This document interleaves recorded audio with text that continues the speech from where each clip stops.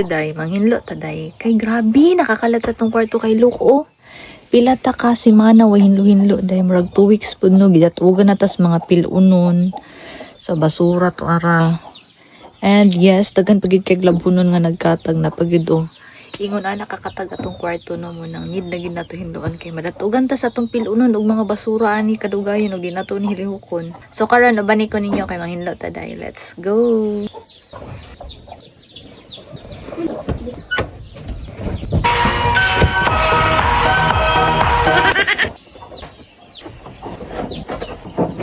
Naglibog ko ang magsugod.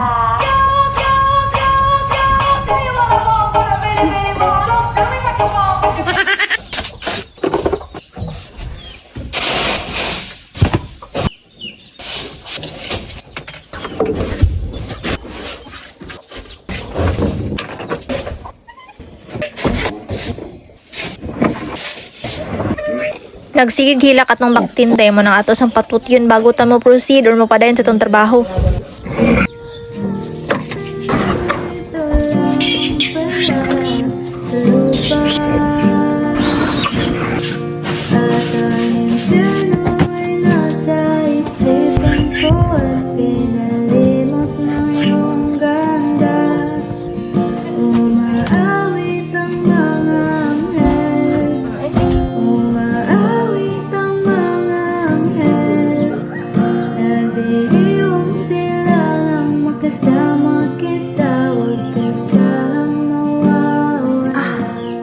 Kakapoy. Wala na kita hinlo guys. Mga ginawa na kita tarong rin sa kwarto ng kayo. Ilo na lang to. Ito na rin tayo. Matulog na rin itong mancharot lang. Dagang patabuhaton dahil stage mo. After na to na magpanghinlo dahil naligo din to kay grabe kaigan. And then syempre kay init man kay ang palibot dahil dili ta malimot sa pagbutang sa atong Revenge Sunblock Gel Cream dye. SPF 50 na ni siya.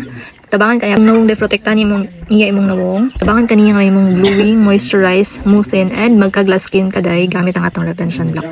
So mag-apply ta day. Humot kay ni siya day as in grabe ka humot jud ani niya. Ganahan kay kunya kay look oh.